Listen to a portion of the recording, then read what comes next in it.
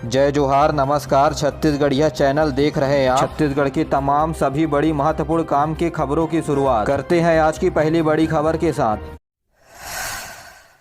प्रदेश में करीब 12,500 शिक्षक भर्ती के लिए ऑनलाइन आवेदन की प्रक्रिया शुरू हो गई है। आवेदन फॉर्म भरने की अंतिम तारीख 23 मई निर्धारित किया गया है, तो वहीं त्रुटि सुधार करने के लिए 24 से 26 मई का वक्त दिया गया है। तो वहीं व्यापम के द्वारा 2 जून को प्रवेश पत्र जारी कर दिया जाएगा। परीक्षा की संभावित तिथि 10 मई तय की गई है। पहली पाली में शिक्षक और दूसरी पाली में सहायक शिक्षक की परीक्षा होगी। व्यावसायिक परीक्षा मंडल ने परीक्षाओं के लिए 30 जिलों में 30 केंद्र स्थापित किए हैं। आपको बता दें कि वहीं परीक्षा भरने के लिए कोई भी व्यापम के द्वारा शुल्क नहीं लिया जा रहा है, यानी अभ्यर्थी बिना शुल्क के आवेदन कर सकते हैं। यह केवल छत्तीसगढ़ वासियों के लिए है। व्यापम ने परीक्षा देने वाले कैंडिडेट्स को दी सुविधा। आपको बता दें कि व्यापम की परीक्षाएं अब प्रदेश में लगातार होंगी, जिसे देखते हुए व्यावसायिक परीक्षा मंडल ने अपने पोर्टल पर एक कैंडिडेट कॉलम बना रखा है, जिसमें अभ्यर्थी की पूरी बेसिक जानकारी होती है, जहाँ मोबाइल नंबर का उपयोग कर प्रत्येक कैंडिडेट को अपने ID का पासवर्ड भी दिया जाता है। व्यापम ने कहा है कि अभ्यर्थियों को अपनी जानकारी कैंडिडेट कॉलम में सही भरनी पड़ेगी। किसी कारणवश यदि कैंडिडेट गलत जानकारी भर देता है, यदि उसे दोबारा सुधारना है तो व्यापम को पहले इसका शुल्क देना पड़ेगा। इसी वजह से व्यापम ने इस संबंध में चेतावनी जारी की है। पीएम श्री स्कूल के लिए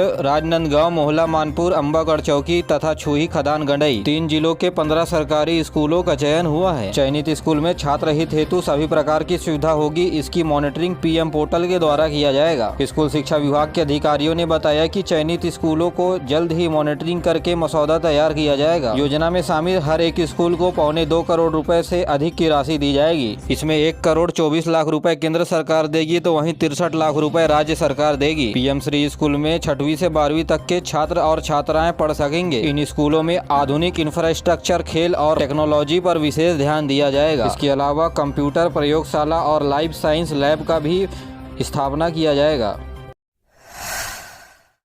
प्रवर्तन निदेशालय ED ने प्रदेश में 2000 करोड़ रुपए का घोटाला आबकारी विभाग यानी शराब की बिक्री में हुए घोटाले को छत्तीसगढ़ में होने का दावा किया है। मीडिया को एक विज्ञप्ति जारी करते हुए उन्होंने कहा, धर्म शोधन अधिनियम एवं प्रावधान के तहत घोटाला के मास्टरमाइंड अनवर ढेबर को घोटाले में गिरफ्तार किया गया है। ED ने कहा कि पिछले मार्च महीने में कई जगहों पर तलाशी की गई और तलाशी के दौरान कई लोगों का बयान दर्ज किया गया। इकट्ठा किए गए सबूत में साल 2020 से 2022 के बीच 2000 करोड़ रुपए के भ्रष्टाचार और मनी लॉन्ड्रिंग का संकेत मिला है। ED ने यह भी कहा कि अनवर ढेबर की अगुवाई में राज्य में एक सिंडिकेट अपराधी का गैंग काम कर रहा है और इसमें कुछ राजनीतिक और बड़े नौकरशाह भी शामिल हैं। ED ने कहा कि फिलहाल जांच जारी है। इस सिलसिला में कई बड़े लोगों का गिरफ्तारी भी हो सकती है।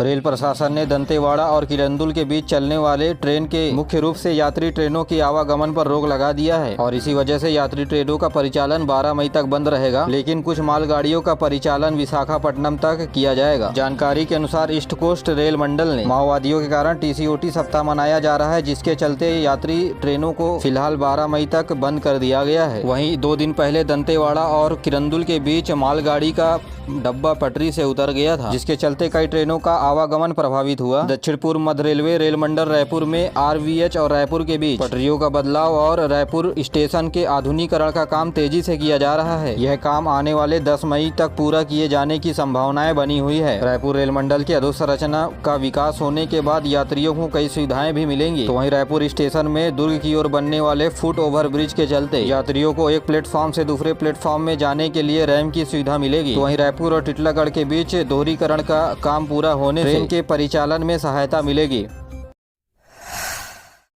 प्रदेश भाजपा महामंत्री विजय वर्मा ने चिट्ठी लिख करके लोक सेवा आयोग यानी PSC के साक्षात्कार के परिणाम घोषित करने की मांग की है। उन्होंने बताया कि साल 2021 के PSC में 171 पदों के लिए विज्ञापन जारी किया गया था, जिसका इंटरव्यू साल 2022 में नवंबर महीने में 509 विद्यार्थियों के द्वारा साक्षात्कार लिया गया था। फिर आरक्षण के चलते इंटरव्यू का रिजल्ट अभी तक घोषित नहीं किया गया है। उन्होंने कहा कि सुप्रीम कोर्ट में आरक्षण के मामले पर अंतरिम आदेश आने के चलते सरकार को PSC इंटरव्यू का रिजल्ट तुरंत घोषित कर देना चाहिए। वहीं पार्टी प्रवक्ता देवलाल दुग्गा ने कहा कि तेंदुपत्ता की खरीदी राज्य सरकार जल्द से जल्द शुरू कर देनी चाहिए। तो वहीं तेंदुपत्ता संग्राहकों के बच्चों को साल 2019-20 में छात्रवृत्ति का लाभ नहीं मिला है, जिसके चलते सरकार से तुरंत छात्रों को छात्रवृत्ति देने की मांग की गई है। छत्तीसगढ़ में 2 दिनों तक मौसम खुलने के बाद रविवार दोपहर को मौसम ने एक बार फिर से करवट ली, जहां दिन भर बादल छाए रहे। राजधानी रायपुर में तेज हवाओं के साथ बारिश भी हुई। 2 दिनों तक लोगों को तेज गर्मी का एहसास हो रहा था, लेकिन बादल छाने के बाद तेज हवाएं भी चलने लगी, जिससे प्रदेश वासियों को गर्मी से थोड़ी राहत मिली है। तो वहीं अगले 24 घंटे के दौरान मौसम विभाग के अनुसार बस्तर के कुछ इलाकों में गरज चमक के साथ तेज बारिश हो सकती है। तो वहीं दूसरी ओर उत्तर पश्चिम हवाओं के आगमन से गर्मी तेजी से बढ़ने के संकेत भी मिल रहे हैं।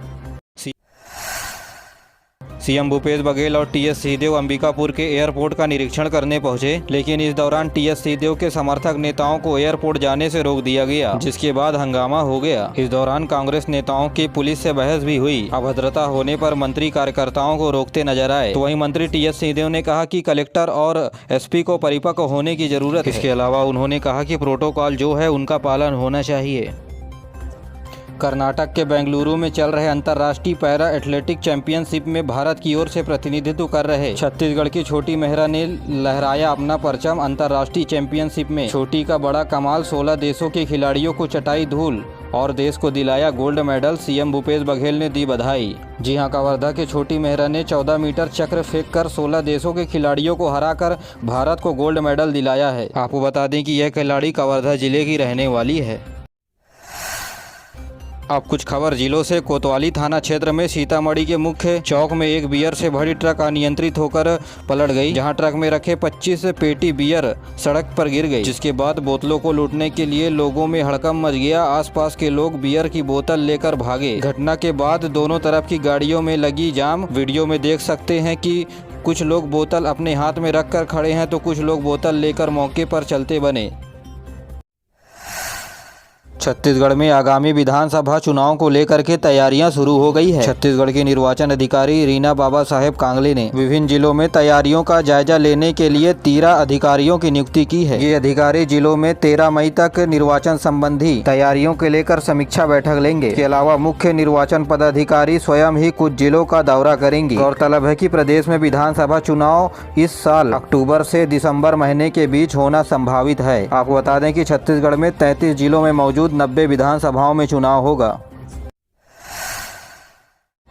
प्रदेश के रूरल इंडस्ट्रियल पार्क को वाईफाई सुविधा से लैस किया जाएगा, ताकि यह पार्क सक्रिय औद्योगिक केंद्र के रूप में विकसित हो सके। मुख्यमंत्री भूपेश बघेल ने रायपुर में आयोजित बैठक के दौरान गोठानों में बनाए जा रहे रूरल इंडस्ट्रियल पार्क प्रदेश में हुए आर्थिक सामाजिक सर्वेक्षण की समीक्षा बैठक की। मुख्यमंत्री ने कहा कि प्रदेश के प्रत्येक विकास खंड में कम से कम गोबर पेंट की 1 यूनिट लगाने की दिशा में तत्काल काम करें। उन्होंने रीपा में उत्पादित सामग्रियों को संस्थागत तरीके से बेचने हेतु प्रबंध आयोजन करने के निर्देश दिए हैं। बैठक में अधिकारियों ने बताया कि सामाजिक आर्थिक सर्वेक्षण का काम 1 से 30 अप्रैल के बीच किया गया। इसके बाद ग्राम सभा का आयोजन कर गांव में विशेष दावा आपत्ति लिया जाएगा। तो वहीं 18 से 25 तारीख के बीच प्रकरणों का दोबारा ग्राम सभा के माध्यम से अनुमोदन किया जाएगा।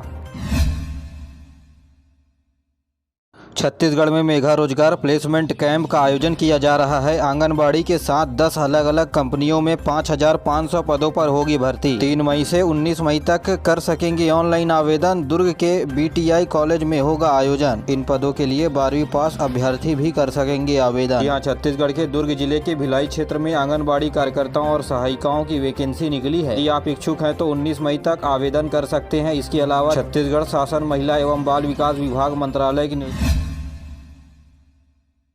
विश्व स्वास्थ्य संगठन ने कोविड-19 आपातकाल को समाप्त करने की घोषणा कर दी है। WHO का ये बयान महामारी की समाप्ति की दिशा में बड़ा कदम है। WHO की आपातकाल समिति ने कोविड महामारी पर चर्चा की। कोंडागांव पुलिस ने क्रिप्टो करेंसी निवेश के नाम पर लगातार हो रही ठगी के चलते पुलिस विभाग ने एडवाइजरी जारी की है और अपील की है कि किसी भी क्रिप्टो करेंसी में निवेश करने से पहले वे उसे अच्छी तरह से समझ लें और मोबाइल एप्लीकेशन की जांच कर लें। क्रिप्टो करेंसी किसी भी शासन और बैंकिंग सिस्टम के नियंत्रण में नहीं है। इसमें किसी भी प्रकार का जोखिम और जवाबदेही निवेशक की होती है। अखिल भारतीय कांग्रेस कमेटी के सचिव और प्रदेश प्रभारी डॉक्टर चंदन यादव आज छत्तीसगढ़ आ रहे हैं। अपने 4 दिवसीय दौरे पर वे रायपुर और अंबिकापुर में कार्यकर्ताओं के साथ बैठक लेंगे। राजधानी रायपुर में सड़क दुर्घटनाओं के दौरान हो रही मौतों को देख करके पुलिस यातायात विभाग ने राजधानी रायपुर के दिशा कॉलेज में यातायात जागरूकता कार्यक्रम का आयोजन किया। इस दौरान विद्यार्थियों को यातायात नियमों की जानकारी दी गई। साथ ही 2 पहिया वाहन चलाते समय हेलमेट और 4 पहिया वाहन चलाते समय सीट बेल्ट लगाने की समझाइश दी गई। सड़क सुरक्षा के अध्यक्ष संजय शर्मा ने बताया, छत्तीसगढ़ में पिछले साल 13,800 से अधिक सड़क दुर्घटनाओं में 5,000 से अधिक लोगों की मौत हो गई, तो वहीं 11,695 लोग घायल भी हुए हैं। उन्होंने विद्यार्थियों से कहा कि सड़क दुर्घटना में होने वाली जनधन की हानि को रोकने के लिए यातायात नियमों का पालन बेहद जरूरी है।